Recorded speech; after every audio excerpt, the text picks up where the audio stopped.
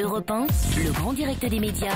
C'est tout comme. Bastien, vous vous penchez donc sur cette épineuse question de l'engagement politique des journalistes. Absolument, Jean-Marc. L'objectivité des journalistes, on le voit encore ce matin, fait l'objet d'une attention médiatique particulière. Les hommes et femmes de presse qui se font taxer d'imposteurs à la solde d'un parti sont devenus monnaie courante et la moindre prise de position les met aux prises avec une sacrée opposition.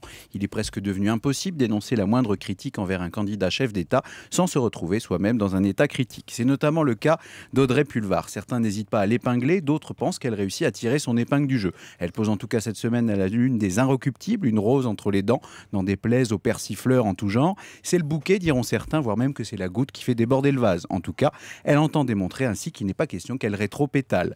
Face à elle, même son prédécesseur, Éric Zemmour, que certains ont cherché à faire passer du statut de rédac-chef à celui de réac-chef, commence à moins sentir le soufre, sans manquer de souffle. Bref, Pulvar est la star de cette campagne, celle dont la vie conjugale fait le régal des médias.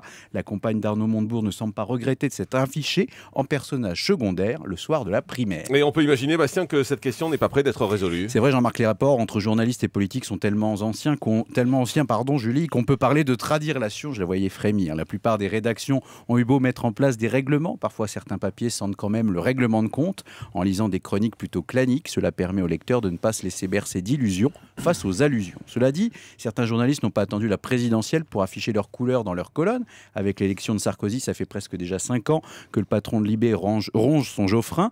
Idem pour Jean-François Kahn, une figure reconnue du milieu médiatique qui s'est engagé au centre. Avec Bayrou dépassé par Sarkozy et Hollande, mais aussi par Le Pen et Mélenchon. Voilà de quoi remonter le moral à un candidat centriste devenu un peu la 5e Bayrou du carrosse. Bref, si chacun est libre de ses choix, les reporters trop partisans ont aussi la responsabilité de faire preuve d'habileté, car à trop afficher sa flamme, en travaillant avec flemme, on risque parfois de se cramer professionnellement. En tout cas, de part et d'autre de l'échiquier, les journalistes engagés n'ont pas fini de faire enrager. Merci beaucoup, Bastien.